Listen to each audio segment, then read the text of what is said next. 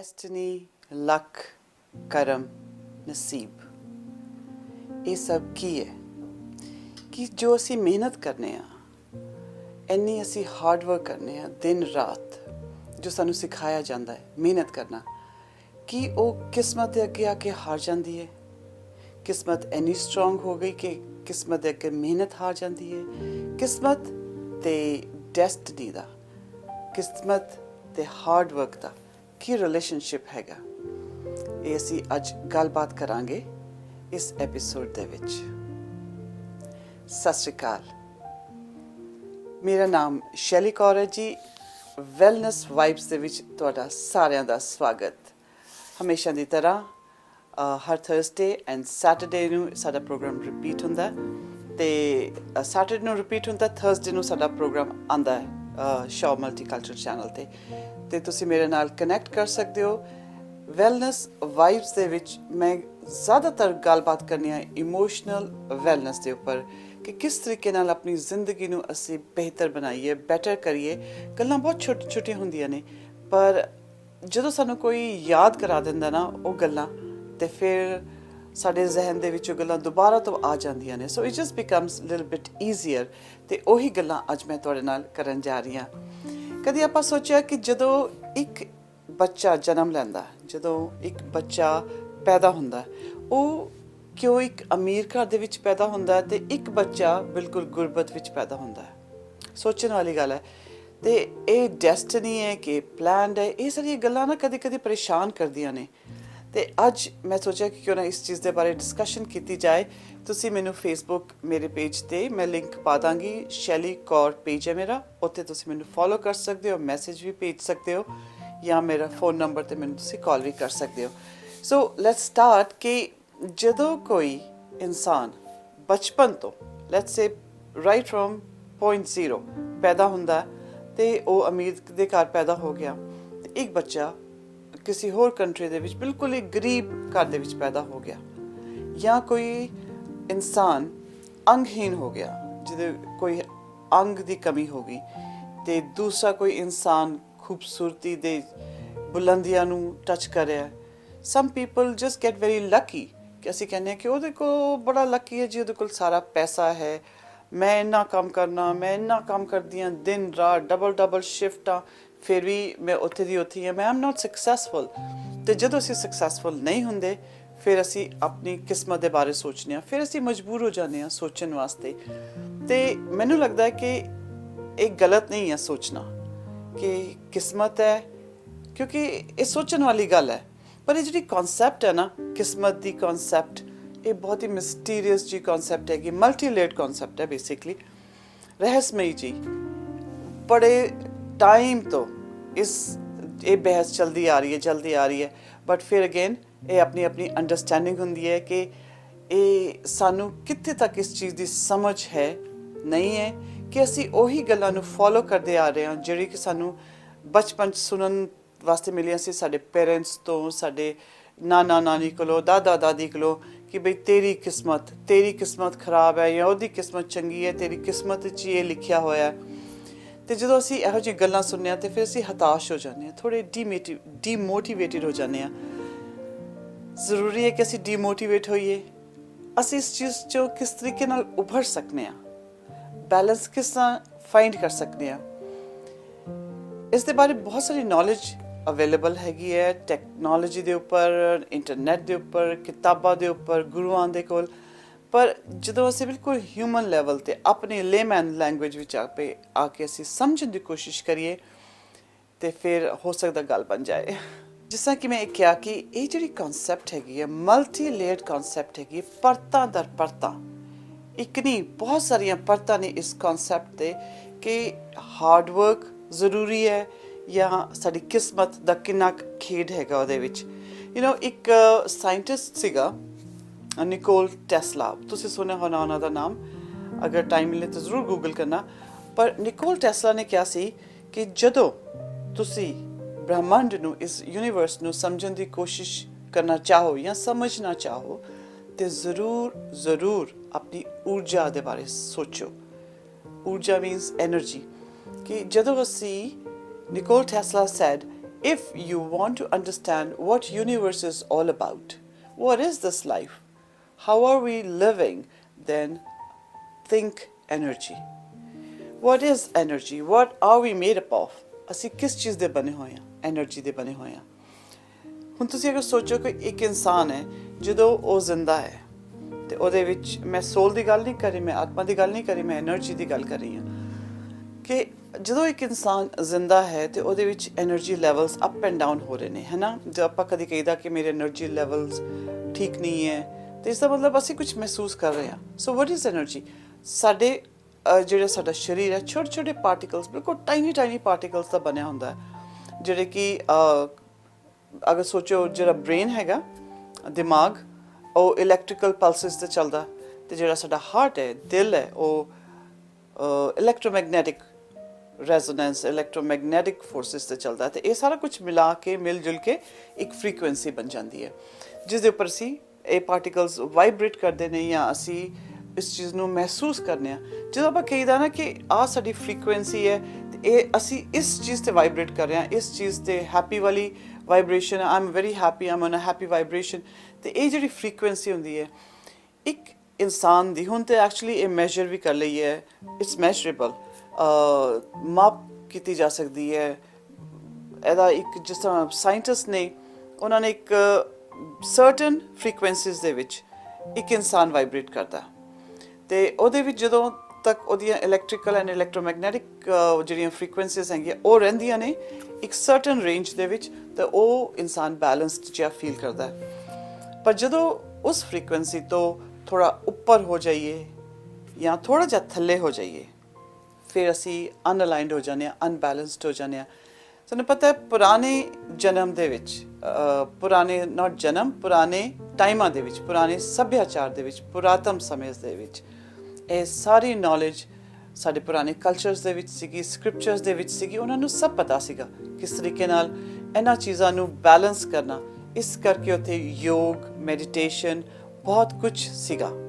ਗੱਲ ਕਰ ਰਹੇ ਹਾਂ ਅਸੀਂ ਡੈਸਟਨੀ, ਕਿਸਮਤ ਅਤੇ ਫਰੀਕੁਐਂਸੀਜ਼, ਵਾਈਬ੍ਰੇਸ਼ਨ। ਤੁਸੀਂ ਸੋਚ ਰਹੇ ਹੋਗੇ ਕਿ ਇਹਨਾਂ ਚੀਜ਼ਾਂ ਦਾ ਕੀ ਲਿੰਕ ਹੈਗਾ। ਲਿੰਕ ਬਹੁਤ ਗਹਿਰਾ ਹੈ। ਅਸੀਂ ਬਚਪਨ ਤੋਂ ਸੁਣਦੇ ਆ ਰਹੇ ਹਾਂ ਕਿ ਬਈ ਜਾਂ ਅਸੀਂ ਕਿਸਮਤ ਦੇ ਬਾਰੇ ਸੁਣਦੇ ਹਾਂ, ਜਾਂ ਅਸੀਂ ਸੁਣਦੇ ਹਾਂ on the opposite side of the spectrum ਕਿ ਹਾਰਡ ਵਰਕ ਕਰੋ, ਮਿਹਨਤ ਕਰੋ, ਦਿਲ ਲਗਾ ਕੇ ਕੰਮ ਕਰੋ। ਅਤੇ ਅਸੀਂ ਸੋਚਦੇ ਹਾਂ ਕਿ ਅਸੀਂ ਜਦੋਂ ਦਿਲ ਲਗਾ ਕੇ ਕੰਮ ਕਰ ਰਹੇ ਹਾਂ, ਇੰਨੀ ਮਿਹਨਤ ਕਰ ਰਹੇ ਹਾਂ, ਅਤੇ ਫਿਰ ਸਕਸੈਸ ਕਿਉਂ ਨਹੀਂ ਮਿਲ ਰਹੀ ਸਾਨੂੰ? ਇਹ ਵੀ ਗੱਲ ਹੈ ਨਾ। ਉਦੋਂ ਇਨਸਾਨ ਸੋਚਣ 'ਤੇ ਮਜਬੂਰ ਹੋ ਜਾਂਦਾ। ਕਦੀ ਕਦੀ ਅਸੀਂ ਡਬਲ ਸ਼ਿਫਟਸ ਲੈ ਲੈਂਦੇ ਹਾਂ। ਹੁਣ ਅਗਰ ਤੁਸੀਂ ਆਪਣੇ ਇੱਥੇ US ਜਾਂ western part of the world, Canada ਦੇ ਵਿੱਚ ਦੇਖੋ, ਕਿੰਨਾ ਹਾਰਡ ਵਰਕ ਕਰੀਦਾ, ਡਬਲ ਸ਼ਿਫਟ, ਕਦੀ ਕਦੀ 70 ਘੰਟੇ 80 ਘੰਟੇ ਅਸੀਂ ਕੰਮ ਕਰਦੇ ਹਾਂ।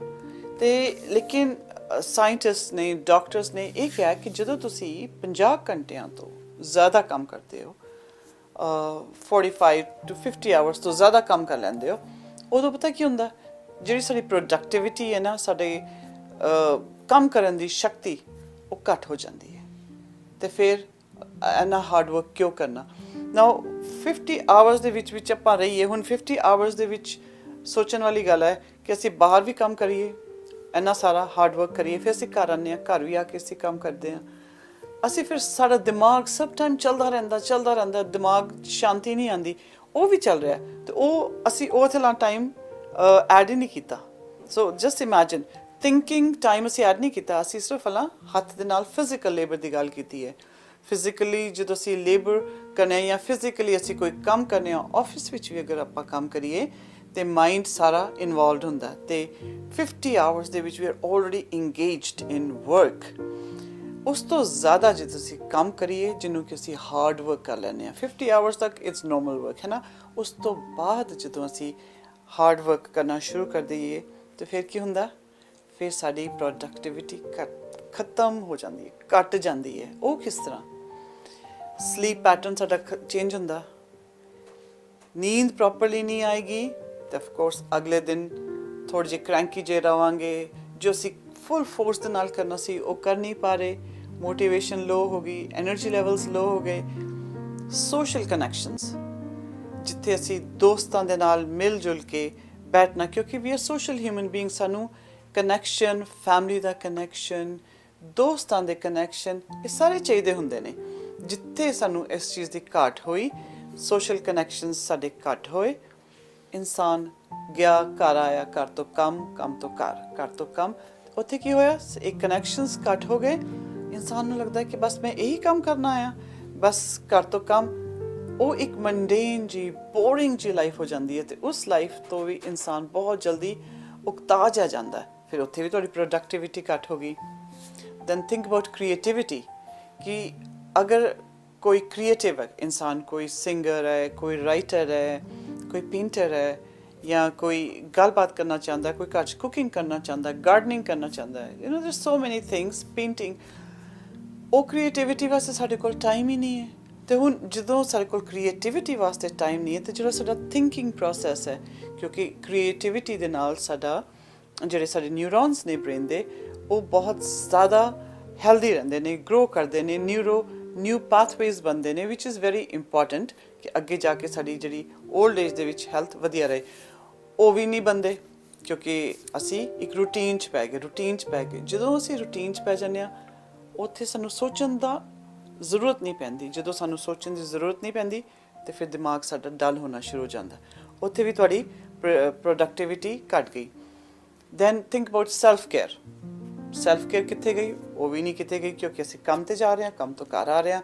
We not thinking about clothes. ਹੁਣ ਸਭ ਤੋਂ ਵੱਡੀ ਗੱਲ ਇਹ ਹੈ ਕਿ this has been proven scientifically and measurably ਕਿ ਵੀ ਜਦੋਂ ਅਸੀਂ, ਹੁਣ ਇਹ ਤਾਂ ਤੁਸੀਂ ਵੀ ਐਕਚੁਅਲੀ ਕੋਵਿਡ ਦੇ ਵਿੱਚ, ਕਿਉਂਕਿ ਇਸ ਟਾਈਮ ਦੇ ਵਿੱਚ ਦੇਖਿਆ ਹੋਣਾ ਕਿ ਅਸੀਂ ਜੇ ਘਰ ਹੀ ਰਹੀਏ, ਡਰੈਸਅਪ ਨਾ ਹੋਈਏ, ਅਤੇ ਜੀ ਨਹੀਂ ਕਰਦਾ ਬਾਹਰ ਜਾਣ ਵਾਸਤੇ, ਅਤੇ ਫਿਰ ਅਸੀਂ ਉਸੇ ਪੈਟਰਨ ਦੇ ਵਿੱਚ ਪੈ ਜਾਂਦੇ ਹਾਂ। ਪਰ ਜੇ ਸਾਨੂੰ ਪਤਾ ਹੈ ਕਿ ਅਸੀਂ ਤਿਆਰ ਹੋ ਕੇ ਕਿਸੇ ਪਾਰਟੀ 'ਤੇ ਜਾਣਾ ਹੈ, ਕਿਸੇ ਦੇ ਘਰ ਜਾਣਾ ਹੈ, ਜਾਂ ਵਾਕ ਵਾਸਤੇ ਜਾਣਾ ਹੈ, ਜਾਂ ਮਾਲ ਜਾਣਾ ਹੈ, ਅਤੇ ਅਸੀਂ ਡਰੈਸਅਪ ਹੋਣੇ, ਜਦੋਂ ਹੀ ਅਸੀਂ ਡਰੈਸਅਪ ਹੋ ਕੇ ਆਪਣੇ ਆਪ ਨੂੰ ਸ਼ੀਸ਼ੇ 'ਚ ਦੇਖਦੇ ਹਾਂ, ਕਿੰਨਾ ਅਸੀਂ ਬੈਟਰ ਫੀਲ ਕਰਨੇ ਹਾਂ, ਹੈ ਨਾ। ਇਹ ਛੋਟੀਆਂ ਗੱਲਾਂ ਨੇ, ਬਟ ਇਹ ਬਹੁਤ ਜ਼ਿਆਦਾ ਮਾਇਨਾ ਰੱਖਦੀਆਂ ਨੇ। ਇਹ ਗੱਲਾਂ ਸਾਡੀ ਜ਼ਿੰਦਗੀ ਦੇ ਹਰ ਇੱਕ ਘੰਟੇ ਨੂੰ ਬਣਾਉਂਦੀ ਹੈ, ਘੰਟੇ ਤੋਂ ਬਾਅਦ ਦਿਨ ਨੂੰ ਬਣਾਉਂਦੀ ਹੈ, ਦਿਨ ਤੋਂ ਬਾਅਦ ਸਾਡੀ ਲਾਈਫ ਇਸ ਤਰੀਕੇ ਨਾਲ ਬਣ ਜਾਂਦੀ ਹੈ ਜਿਸ ਤਰ੍ਹਾਂ ਅਸੀਂ ਬਣਾਉਣਾ ਚਾਹੁੰਦੇ ਹਾਂ। ਸੋ ਸੋਚਣ ਵਾਲੀ ਗੱਲ ਹੈ। ਹੁਣ ਤੁਸੀਂ ਸੋਚਦੇ ਹੋਵੋਗੇ ਕਿ ਇਹਨਾਂ ਸਾਰੀਆਂ ਗੱਲਾਂ ਨੂੰ ਮੈਂ ਉੱਪਰ ਲੈ ਕੇ ਆਈ ਹਾਂ, I have shared these things with you, but solution ਕੀ ਹੈ? What is the solution? How do we find a balance again, ਜੇ ਅਸੀਂ ਪੁਰਾਣੇ ਤਰੀਕੇ ਦੇ ਨਾਲ ਸੋਚੀਏ ਕਿ ਯੋਗ ਐਂਡ ਮੈਡੀਟੇਸ਼ਨ, ਉਹ ਤਾਂ ਸਭ ਕੁਛ ਹੈਗਾ ਹੀ ਹੈਗਾ, ਮਗਰ because we have to stay within that frequency, ਉਹ ਜਿਹੜੀ ਸਾਡੀ ਜਿਹਦੇ ਉੱਪਰ ਅਸੀਂ ਵਾਈਬਰੇਟ ਕਰ ਰਹੇ ਹਾਂ, ਹੈਪੀ ਫਰੀਕੁਐਂਸੀ। ਅਤੇ ਅਗਰ ਤੁਹਾਨੂੰ ਲੱਗੇ ਕਿ ਤੁਸੀਂ ਇਸ ਵਕਤ ਕਿਸੇ ਸਿਚੁਏਸ਼ਨ, ਕਿਸੇ ਇਵੈਂਟ, ਕਿਸੇ ਇਨਸਾਨ ਕਰਕੇ ਬਹੁਤ ਜ਼ਿਆਦਾ ਐਕਸਾਈਟਿਡ ਹੋ, ਅਤੇ ਇਸ ਦਾ ਮਤਲਬ ਤੁਸੀਂ ਫਰੀਕੁਐਂਸੀ ਦੇ ਉੱਪਰ ਹੈਗੇ ਹੋ, ਤੇ you need to ground yourself. ਇਹ ਐਕਚੁਅਲੀ ਬਹੁਤ ਵੱਡਾ ਟੌਪਿਕ ਹੈ ਕਿ ਆਪਣੇ ਇਮੋਸ਼ਨਸ ਨੂੰ ਕਿਸ ਤਰ੍ਹਾਂ ਬੈਲੈਂਸ ਕਰਨਾ, ਪਰ ਮੈਂ ਤੁਹਾਨੂੰ ਸਿਰਫ ਇੱਥੇ 2 ਜਾਂ 3 ਟਿਪਸ ਦੇ ਰਹੀ ਹਾਂ। ਉਹ ਇਹ ਕਿ ਜੇ ਤੁਹਾਨੂੰ ਲੱਗੇ ਕਿ ਤੁਹਾਨੂੰ ਬਹੁਤ ਜ਼ਿਆਦਾ ਹਾਈ ਇਮੋਸ਼ਨਸ ਹੋ ਰਹੀ ਹੈ, ਵਿਚ ਇਜ਼ ਐਂਗਜ਼ਾਈਟੀ ਹੋ ਰਹੀ ਹੈ, ਜਾਂ ਐਕਸਾਈਟਮੈਂਟ ਹੋ ਰਹੀ ਹੈ ਔਰ ਬਰਦਾਸ਼ਤ ਨਹੀਂ ਹੋ ਰਹੀ, ਜਸਟ ਗੋ ਆਊਟਸਾਈਡ, ਜ਼ਮੀਨ 'ਤੇ ਨੰਗੇ ਪੈਰ ਖੜੇ ਹੋ ਜਾਓ, ਈਵਨ ਸ਼ੂਜ਼ ਪਾ ਕੇ ਵੀ ਖੜੇ ਹੋ ਜਾਓ, and look up at the sky, and ਦੇਖੋ ਕਿ ਸਕਾਈ, ਜਿਹੜਾ ਆਸਮਾਨ ਹੈ, ਕਿੰਨਾ ਵੱਡਾ ਹੈਗਾ ਔਰ ਅਸੀਂ ਕਿੰਨੇ ਛੋਟੇ ਹੈਗੇ। ਐਂਡ ਆਪਣੀ ਐਨਰਜੀ ਨੂੰ ਮਹਿਸੂਸ ਕਰਨ ਦੀ ਕੋਸ਼ਿਸ਼ ਕਰੋ। ਜਦੋਂ ਤੁਸੀਂ ਆਪਣੀ ਐਨਰਜੀ ਨੂੰ ਮਹਿਸੂਸ ਕੀਤਾ, ਅਵੇਅਰ ਹੋ ਗਏ ਉਸ ਐਨਰਜੀ ਦੇ ਉੱਪਰ ਕਿ ਮੇਰੇ 'ਚ ਕੁਝ ਐਸਾ ਫੋਰਸ ਹੈਗਾ ਜਿਹੜਾ ਕਿ ਮੈਨੂੰ ਇਸ ਵਕਤ ਇੰਨਾ ਐਕਸਾਈਟ ਕਰ ਰਿਹਾ, ਜਿਹੜਾ ਮੈਂ ਸਮਝ ਨਹੀਂ ਪਾ ਰਿਹਾ ਬਟ ਅਹਿਸਾਸ ਕਰ ਪਾ ਰਿਹਾ, ਅਤੇ ਦੈਟ ਮੀਨਸ ਤੁਹਾਡਾ 50% ਕੰਮ ਉੱਥੇ ਠੀਕ ਹੋ ਗਿਆ, ਕਿਉਂਕਿ ਤੁਸੀਂ ਉਸ ਚੀਜ਼ ਨੂੰ ਅਵੇਅਰ ਹੋ ਗਏ, ਉਸ ਚੀਜ਼ ਵਾਸਤੇ ਅਵੇਅਰ ਹੋ ਗਏ। ਸਿਮਿਲਰਲੀ ਜਦੋਂ ਤੁਹਾਨੂੰ ਲੱਗੇ ਕਿ ਤੁਸੀਂ ਬਹੁਤ ਹੀ ਲੋ ਫੀਲ ਕਰ ਰਹੇ ਹੋ, ਕਿਉਂਕਿ ਉਸ ਫਰੀਕੁਐਂਸੀ ਤੋਂ ਤੁਸੀਂ ਹੁਣ ਘੱਟ ਫੀਲ ਕਰ ਰਹੇ ਹੋ, ਲੋਅਰ ਵਾਈਬ੍ਰੇਸ਼ਨ 'ਤੇ ਹੋ, ਲੋਅਰ ਫਰੀਕੁਐਂਸੀ ਵਿੱਚ ਹੈਗੇ ਹੋ, and you feeling kind of sad, ਦਿਲ ਨਹੀਂ ਕਰ ਰਿਹਾ ਕੰਮ 'ਤੇ ਜਾਣ 'ਤੇ ਜਾਂ ਕੁਝ ਖਾਣ ਪੀਣ 'ਤੇ, you just feeling sad, low energy, then ਫਿਰ ਕੀ ਕਰਨਾ? Then you have to again same thing, ਅਸੀਂ ਅਵੇਅਰ ਹੋਣਾ ਹੈ ਕਿ ਦੇਰ ਇਜ਼ ਸਮਥਿੰਗ ਮੇਰੇ ਅੰਦਰ ਕੁਛ ਹੈ ਜਿਹੜਾ ਕਿ ਮੈਨੂੰ ਇਸ ਚੀਜ਼ ਨੂੰ ਠੀਕ ਮਹਿਸੂਸ ਨਹੀਂ ਹੋਣ ਦੇ ਰਿਹਾ। ਉਹ ਚੀਜ਼ ਕੀ ਹੈ? ਉਹ ਮੇਰੀ ਐਨਰਜੀ ਹੈ ਨਾ। ਅਤੇ ਫਿਰ ਅਸੀਂ ਉਸ ਐਨਰਜੀ ਨੂੰ ਅਪ ਕਰਨ ਦੀ ਕੋਸ਼ਿਸ਼ ਕਰਾਂਗੇ। ਉਹਦੇ ਵੀ ਬੜੇ ਸਾਰੇ ਤਰੀਕੇ ਨੇ। ਗਰਾਊਂਡਿੰਗ ਵੀ ਹੈਗਾ, ਐਂਡ ਸੈਕਿੰਡ ਤੁਸੀਂ ਹੈਪੀ ਮਿਊਜ਼ਿਕ ਸੁਣੋਗੇ ਜਾਂ ਕੋਈ ਐਸਾ ਕੰਮ ਕਰੋਗੇ, ਘਰ ਦੇ ਵਿੱਚ ਕੋਈ ਐਸੀ ਐਕਟੀਵਿਟੀ ਕਰੋਗੇ ਜਾਂ ਬਾਹਰ ਕੋਈ ਐਸੀ ਐਕਟੀਵਿਟੀ ਕਰੋਗੇ ਜਿਹਦੇ ਨਾਲ ਤੁਸੀਂ ਉਹ ਜਿਹੜੀ ਸੈਰੋਟੋਨਿਨ ਹੈ ਤੁਹਾਡੀ ਮਾਈਂਡ ਦੇ ਵਿੱਚ ਉਹ ਫਲੋ ਕਰੇ, ਜਿਹਦੇ ਨਾਲ ਤੁਹਾਨੂੰ ਖੁਸ਼ੀ ਹੋਵੇ। ਛੋਟੀ ਛੋਟੀ ਗੱਲਾਂ ਨੇ। ਸੋ ਥਿੰਕ ਕਿ ਜਾਂ ਤੁਸੀਂ ਆਪਣੇ ਸੋਸ਼ਲ ਸਰਕਲ ਦੇ ਵਿੱਚ ਜਾਓਗੇ, ਜਾਂ ਤੁਸੀਂ ਕੋਈ ਮੂਵੀ ਦੇਖੋਗੇ, ਜਾਂ ਤੁਸੀਂ ਵਾਕ ਵਾਸਤੇ ਜਾਓਗੇ। So these are the things ਜਿਹਦੇ ਨਾਲ ਤੁਹਾਡੀਆਂ ਵਾਈਬ੍ਰੇਸ਼ਨਸ ਉੱਪਰ ਹੋਣਗੀਆਂ। ਸੋ ਬੈਲੈਂਸ ਫਾਈਂਡ ਕਰਨਾ ਬਹੁਤ ਜ਼ਿਆਦਾ ਜ਼ਰੂਰੀ ਹੈ। ਕੋਸ਼ਿਸ਼ ਕਰੋ, ਕੋਸ਼ਿਸ਼ ਕਰਨ ਨਾਲ ਤੇ ਬਹੁਤ ਕੁਝ ਹੋ ਜਾਂਦਾ ਹੈ। ਹੋਰ ਬਹੁਤ ਸਾਰੇ ਤਰੀਕੇ ਨੇ ਆਪਣੇ ਆਪ ਨੂੰ ਬੈਲੈਂਸ ਕਰਨ ਦੇ। ਮੈਂ ਹੁਣ ਤੁਹਾਨੂੰ ਇੱਕ ਐਗਜ਼ਾਮਪਲ ਦਿੰਦੀ ਹਾਂ, ਛੋਟਾ ਜਿਹਾ ਐਗਜ਼ਾਮਪਲ ਹੈ। ਜੇ ਤੁਸੀਂ ਇਸ ਐਗਜ਼ਾਮਪਲ ਨੂੰ ਫੋਲੋ ਕਰੋ ਜਾਂ ਸਮਝਣ ਦੀ ਕੋਸ਼ਿਸ਼ ਕਰੋ, ਦੈਨ ਜੋ ਮੈਂ ਹੁਣ ਤੱਕ ਕਿਹਾ ਪੂਰੇ ਐਪੀਸੋਡ ਦੇ ਵਿੱਚ, I think it will make sense. ਜਦੋਂ ਅਸੀਂ ਧਰਤੀ 'ਤੇ ਬੀਜ ਬੋਈਦਾ, ਸੋ ਕਿਸੇ ਦੀ ਫਸਲ ਹੋਏਗੀ ਜਾਂ ਕੋਈ ਪਲਾਂਟ ਵਾਸਤੇ ਜਾਂ ਕੋਈ ਫਲਾਵਰ ਵਾਸਤੇ ਫੁੱਲ ਉਗਾਉਣੇ ਹੈ ਜਾਂ ਕੋਈ ਐਪਲ ਦਾ ਟਰੀ ਲਗਾਉਣਾ, let's say Apple the tree ਲਗਾਉਣਾ, ਤਾਂ ਅਸੀਂ ਉਹ ਇੱਕ ਸੀਡ ਸੈਪਲਿੰਗ ਜੀ ਤਿਆਰ ਕੀਤੀ ਹੋਈ ਅਸੀਂ ਉਹ ਜ਼ਮੀਨ ਦੇ ਵਿੱਚ ਲਗਾਉਂਦੇ ਹਾਂ, ਅਤੇ ਫਿਰ ਕੁਝ ਟਾਈਮ ਬਾਅਦ ਉਹ ਪੌਦਾ ਬਣ ਜਾਂਦਾ, ਵੱਡਾ ਹੋ ਜਾਂਦਾ। ਫਿਰ ਆਸਤਾ ਆਸਤਾ ਆਸਤਾ ਉਹ ਪੇੜ ਵੱਧਦਾ ਜਾਂਦਾ ਹੈ ਨਾ, ਅਤੇ ਉਹਦੇ ਉੱਪਰ ਫਲ ਲੱਗਣੇ ਸ਼ੁਰੂ ਹੋ ਜਾਂਦੇ ਆ। ਇੱਕ ਬੀਜ ਤੋਂ ਕਿੰਨੇ ਸਾਰੇ ਸੇਬ ਹੋਰ ਆ ਜਾਂਦੇ ਆ। ਸੋ ਇਹ ਐਗਜ਼ਾਮਪਲ ਹੈਗਾ, ਹੈ ਨਾ। ਹੁਣ ਇਹ ਸੋਚੋ ਕਿ ਛੋਟੇ ਛੋਟੇ ਅਸੀਂ ਸਾਡੇ ਗੋਲਸ ਨੇ। ਹੁਣੇ ਅਸੀਂ ਸੋਚਿਆ ਕਿ ਡੈਸਟਨੀ ਹੋਰ ਹਾਰਡ ਵਰਕ ਦੇ ਵਿੱਚ ਗੱਲਬਾਤ ਹੋ ਰਹੀ ਹੈ ਕਿ ਹਾਰਡ ਵਰਕ ਕਰ ਰਹੇ ਹਾਂ ਪਰ ਸਕਸੈਸ ਨਹੀਂ ਮਿਲ ਰਹੀ। ਫਿਰ ਅਸੀਂ ਹੋਰ ਹਾਰਡ ਵਰਕ ਕਰਨੇ ਆ, ਫਿਰ ਉਹਦੇ ਨਾਲ ਕੀ ਹੁੰਦਾ ਹੈ, ਪ੍ਰੋਡਕਟਿਵਿਟੀ ਲੋ ਹੋ ਰਹੀ ਹੈ ਅਤੇ ਸਾਡੀ ਸੋਚਣ ਸਮਝਣ ਦੀ ਸ਼ਕਤੀ ਖਤਮ ਹੋ ਰਹੀ ਹੈ, ਅਤੇ ਜਿਹੜਾ ਸਾਡਾ ਗੋਲ ਜਿਹੜਾ ਅਸੀਂ ਬਣਾਇਆ ਹੋਇਆ ਸੀਗਾ ਅਸੀਂ ਉੱਤੇ ਪਹੁੰਚ ਨਹੀਂ ਪਾ ਰਹੇ। ਜੋ ਅਸੀਂ ਚੀਜ਼ ਸੋਚੀ ਸੀਗੀ ਕਿ ਮੈਨੂੰ ਇਹ ਚਾਹੀਦਾ ਹੈ, ਜੋ ਵੀ ਗੋਲ ਹੈ ਤੁਹਾਡਾ, ਚਾਹੇ ਉਹ ਇਮੋਸ਼ਨਲ ਗੋਲ ਹੈ, ਚਾਹੇ ਉਹ ਫਾਈਨੈਂਸ਼ੀਅਲ ਗੋਲ ਹੈ, ਉਸ 'ਤੇ ਅਸੀਂ ਪਹੁੰਚ ਨਹੀਂ ਪਾ ਰਹੇ ਕਿਉਂਕਿ ਇਹ ਸਾਡੀਆਂ ਪ੍ਰੋਬਲਮਸ ਆ ਰਹੀਆਂ। So how to reach that ਗੋਲ?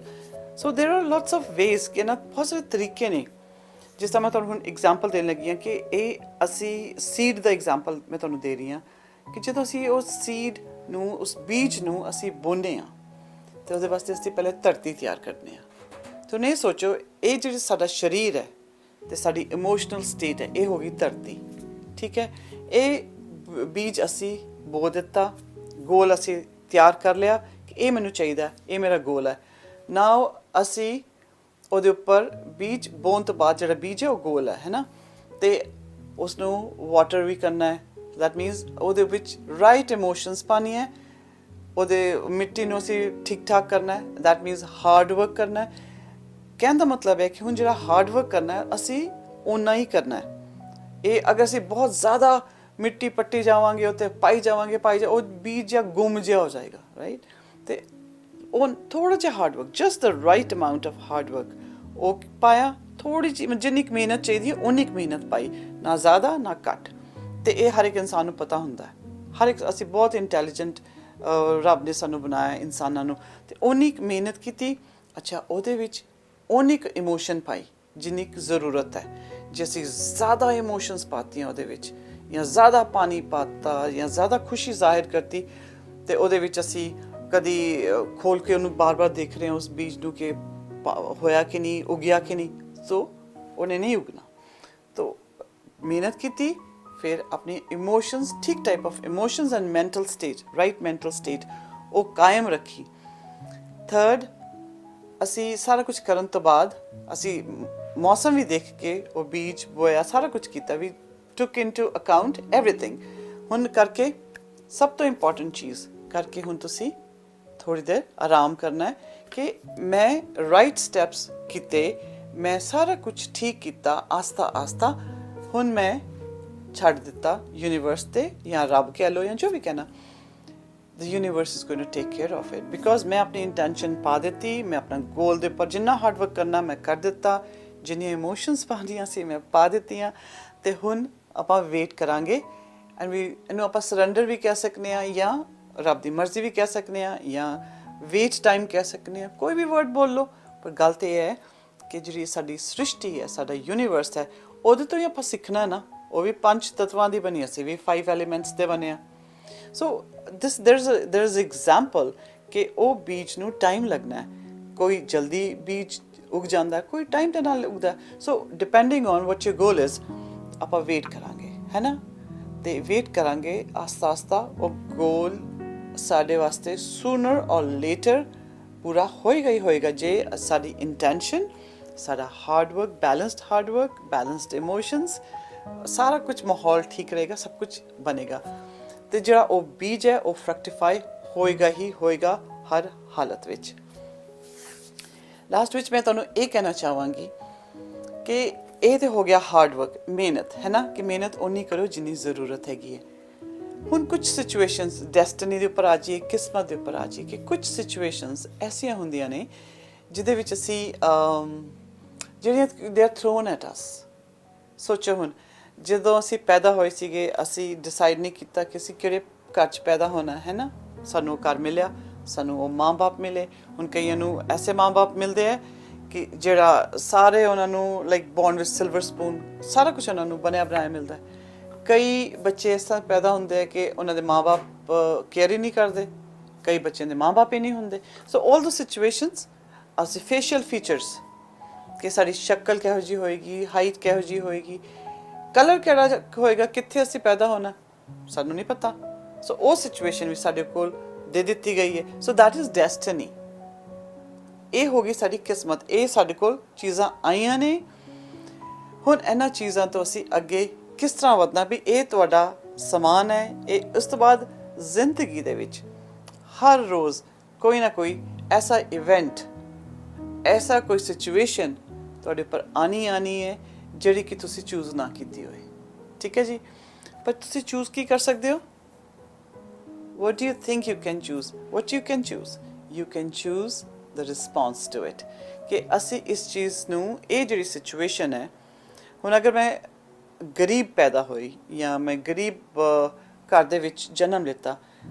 ਮੈਂ ਤਾਂ ਡਿਸਾਈਡ ਨਹੀਂ ਸੀ ਕੀਤਾ ਅਗਰ ਮੈਂ ਡਿਸਾਈਡ ਕਰਦਾ ਤੇ ਮੈਂ ਤੇ ਪਤਾ ਨਹੀਂ ਨੰਬਰ 1 ਘਰ ਦੇ ਵਿੱਚ ਹੀ ਪੈਦਾ ਹੋਣਾ ਸੀ ਸਾਰਿਆਂ ਨੇ ਉੱਥੇ ਹੀ ਪੈਦਾ ਹੋਣਾ ਸੀਗਾ ਬਟ ਕਿਉਂਕਿ ਮੈਂ ਹੁਣ ਇਸ ਸਿਚੁਏਸ਼ਨ 'ਚ ਪੈਦਾ ਹੋਇਆ ਇਸ ਘਰ 'ਚ ਪੈਦਾ ਹੋਇਆ ਤੇ ਮੇਰੇ ਕੋਲ ਹੁਣ ਜੋ ਹੈਗਾ ਉਹਨੂੰ ਆਪਾਂ ਸੰਭਾਲ ਕੇ ਰੱਖੀਏ ਔਰ ਜਦੋਂ ਅਸੀਂ ਇਸ ਚੀਜ਼ ਦੇ ਨਾਲ ਪੀਸ ਕਰ ਲਾਂਗੇ ਖੁਸ਼ੀ ਦੇ ਨਾਲ ਇਸ ਚੀਜ਼ ਨੂੰ ਅਸੀਂ ਅੰਡਰਸਟੈਂਡ ਕਰ ਲਵਾਂਗੇ ਫਿਰ ਅਸੀਂ ਨੈਕਸਟ ਲੈਵਲ ਤੇ ਜਾ ਸਕਦੇ ਹਾਂ so choosing the response is very very important ਜਿਹੜਾ ਇਹ ਸਾਡਾ ਰਿਸਪੌਂਸ ਹੈ ਨਾ ਇਹ ਪਿਛਲੇ ਟਾਈਮ ਤੋਂ ਸੋਚ ਲਓ ਅਕੋਰਡਿੰਗ ਟੂ ਆਵਰ ਕਲਚਰ ਕਿ ਅਸੀਂ ਕਿੰਨੇ ਸਾਰੇ ਜਨਮਾਂ ਚੋਂ ਨਿਕਲਨੇ ਆ ਪ੍ਰਾਰਬਧ ਹੁੰਦਾ ਜਦੋਂ ਅਸੀਂ ਕਿਸੇ ਹੋਰ ਲਾਈਫ ਟਾਈਮ ਵਿੱਚ ਸੀਗੇ ਉੱਥੇ ਜੋ ਅਸੀਂ ਸਿੱਖਣਾ ਸੀ ਜੋ ਅਸੀਂ ਉੱਥੇ ਕੀਤਾ ਸੀ ਉਹਨੂੰ ਅਸੀਂ ਕਰਮ ਕਹਿ ਦਿੰਦੇ ਆ ਜਾਂ ਕਿਸਮਤ ਉਹ ਸਾਡੇ ਕਰਮ ਸਾਡੀ ਕਿਸਮਤ ਬਣਾ ਦਿੰਦੇ ਨੇ ਤੇ ਉਹ ਕਰਮਾਂ ਤੇ ਬੇਸ ਤੇ ਸਾਡੇ ਇਹ ਲਾਈਫ ਇਹ ਜਨਮ ਬਣ ਗਿਆ ਮਗਰ ਹੁਣ ਇਹ ਜਨਮ ਤੇ ਮੈਂ alive I am experiencing this life time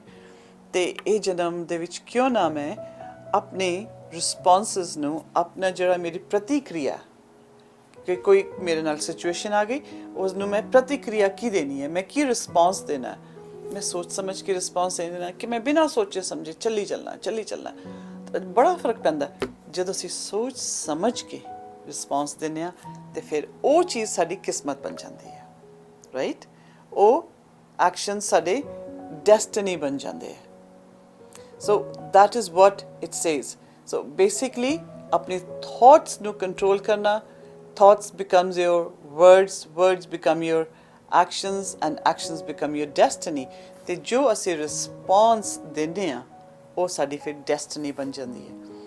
ਇਸੇ ਨੂੰ ਅਸੀਂ ਕਹਿੰਦੇ ਹਾਂ ਕਿਸਮਤ ਤਾਂ ਹੀ ਕਿਹਾ ਜਾਂਦਾ ਕਿ ਕਿਸਮਤ ਸਾਡੇ ਹੱਥ ਵਿੱਚ ਹੁੰਦੀ ਹੈ ਕੁਝ ਚੀਜ਼ਾਂ ਉਹਨੇ ਆਪਣੇ ਹੱਥ ਵਿੱਚ ਰੱਖੀਆਂ very well said by somebody ਕਿ ਇਹ ਸੋਚੋ ਕਿ ਜਿਹੜੀ ਜਿਸ ਤਰ੍ਹਾਂ ਮੱਛੀ ਹੈ ਮੱਛੀ ਜੋ ਪਾਣੀ 'ਚ ਤੈਰ ਰਹੀ ਹੈ ਤੇ ਉਹ ਜਿਹੜਾ ਮੱਛਲੀ ਦਾ ਪਾਣੀ ਹੈ ਸਮੁੰਦਰ ਹੈ ਉਹਨੂੰ ਐਜ਼ ਡੈਸਟਨੀ 'ਚ ਮਿਲਿਆ ਲੇਕਿਨ ਉਹ ਮੱਛੀ ਨੇ ਉੱਥੇ ਕਿੱਥੇ ਜਾਣਾ ਉਹ ਤੁਹਾਡੀ ਚੋਇਸ ਹੈਗੀ ਹੈ ਇਸੇ ਤਰੀਕੇ ਨਾਲ ਇਹ ਸਾਰਾ ਕੁਝ ਸਾਨੂੰ ਐਜ਼ ਅ ਗਿਫਟ ਮਿਲਿਆ ਇਨ ਡੈਸਟਨੀ ਸਾਡੇ ਜਿਹੜੇ ਬੋਡੀ ਫੇਸ਼ੀਅਲ ਫੀਚਰਸ ਕਾਫੀ ਕੁਝ ਸਾਨੂੰ ਐਜ਼ ਡੈਸਟਨੀ ਮਿਲਿਆ ਮਗਰ ਉਹਦੇ ਨਾਲ ਅਸੀਂ ਕਰਨਾ ਕੀ ਹੈ ਇਹ ਸਾਡੀ ਕਿਸਮਤ ਬਣ ਜਾਂਦੀ ਹੈ ਔਰ ਅਸੀਂ ਇਹ ਕਿਸਮਤ ਆਪਣੇ ਆਪ ਬਣਾ ਸਕਦੇ ਹਾਂ ਉਮੀਦ ਕਰਨੀ ਹਾਂ ਤੁਹਾਨੂੰ ਮੇਰੀ ਗੱਲਬਾਤ ਪਸੰਦ ਆਈ ਹੋਏਗੀ ਤੇ ਤੁਸੀਂ ਮੇਰੇ ਨਾਲ ਕਨੈਕਟ ਕਰ ਸਕਦੇ ਹੋ 6047209536 ਜਾਂ ਤੁਸੀਂ ਮੈਨੂੰ ਈਮੇਲ ਵੀ ਕਰ ਸਕਦੇ ਹੋ shelly sandhu40@gmail.com ਜਾਂ ਮੇਰੇ ਨਾਲ ਮੇਰੇ ਫੇਸਬੁੱਕ ਪੇਜ ਤੇ ਸ਼ੈਲੀ ਕੌਰ ਤੇ ਵੀ ਕਨੈਕਟ ਕਰ ਸਕਦੇ ਹੋ। I'll be happy to answer your questions ਤੇ ਇਸੇ ਤਰੀਕੇ ਨਾਲ ਇੱਕ ਹੋਰ ਐਪੀਸੋਡ ਮੈਂ ਤੁਹਾਡੇ ਵਾਸਤੇ ਅਗਲੀ ਵਾਰੀ ਫਿਰ ਲੈ ਕੇ ਆਵਾਂਗੀ। ਉਦੋਂ ਤੱਕ ਹੱਸਦੇ ਰਹੋ, ਵਸਦੇ ਰਹੋ, ਰੱਬ ਰਾਖਾ। Thank you.